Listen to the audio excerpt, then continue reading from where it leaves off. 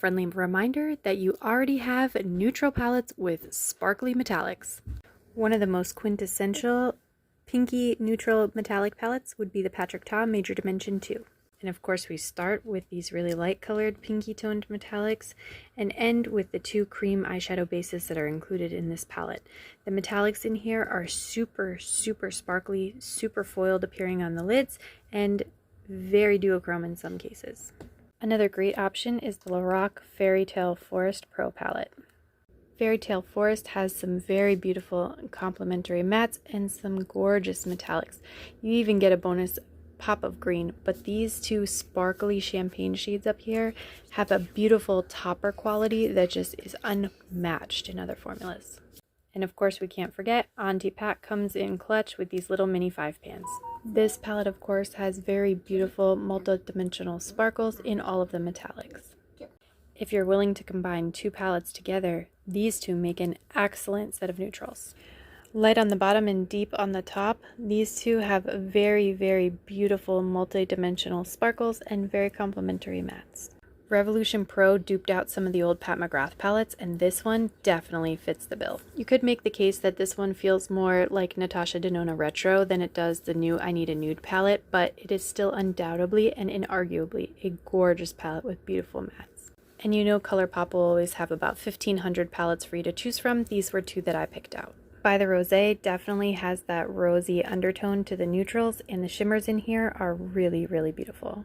Petals on Point definitely gives you those beautiful neutrals and some very pretty sparkles. This bottom center metallic I definitely think mimics some of those really intense sparkly shades in the new Natasha Denona palette. If mega palettes are more your speed, this 42 color neutral palette from Beauty Bay is definitely one to check out. On top of the enormous mirror that it boasts, it has a gorgeous array of neutrals and pinky toned mattes and metallics. The Nabla side by side is an oldie but a goodie and a perfect neutral dupe for the new Natasha Denona palette. This one definitely has some deeper tones and leans a little bit more neutral, but the shades like Ray of Light, Body and Soul, Magic Moment, and Better Society are so multi-dimensional and sparkly, this lighting is not doing them justice. The Odin's Eye Alva palette is definitely another great choice, especially if you feel like the pinkier the better. The Odin's Eye formula is definitely well known for having these beautiful multi-dimensional sparkles. This list would not be complete without a Lunar Beauty suggestion, so I had to bring in the Nude Prism by Lunar Beauty. Although this palette is definitely more neutral, there are a few shades that pull a little bit pink, and the metallics in here are so beautiful, so multi-dimensional, and they are very wet formulas. A more affordable indie alternative would be the Cara Beauty 70s palette, which just came out not too long ago. I haven't had a chance to try this one out yet, but the metallics look very wet and foily, and some of them have some really beautiful sparkle. The mattes in here definitely give me those kind of soft pink rosy neutral vibes, and you even get a couple pops of more intense colors here at the bottom. Overall, I think it's a great affordable option. Another great choice would be the Sydney Grace Enduring Love palette. The Sydney Grace formula is really beautiful, and the metallics in here are super gorgeous and sparkly.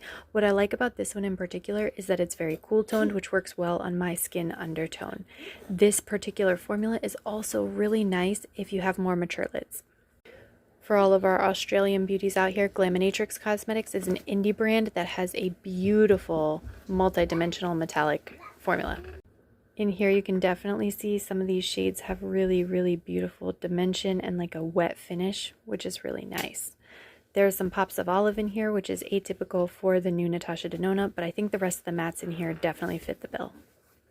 And last but not least is Blend Bunny Cosmetics, who had to get a mention in this video. My absolute favorite palette from them is the Dollhouse. This palette has a lot of beautiful neutrals that kind of mimic what's available in the new Natasha Denona palette, but then it has the addition of some extra mattes that are broader in color and some really beautiful multi-dimensional sparkles. So don't forget, even if you feel like you need to have a new palette in your collection, you probably already have some palettes that look the exact same on the inside. What's in your collection that would mimic this new palette from Natasha Denona?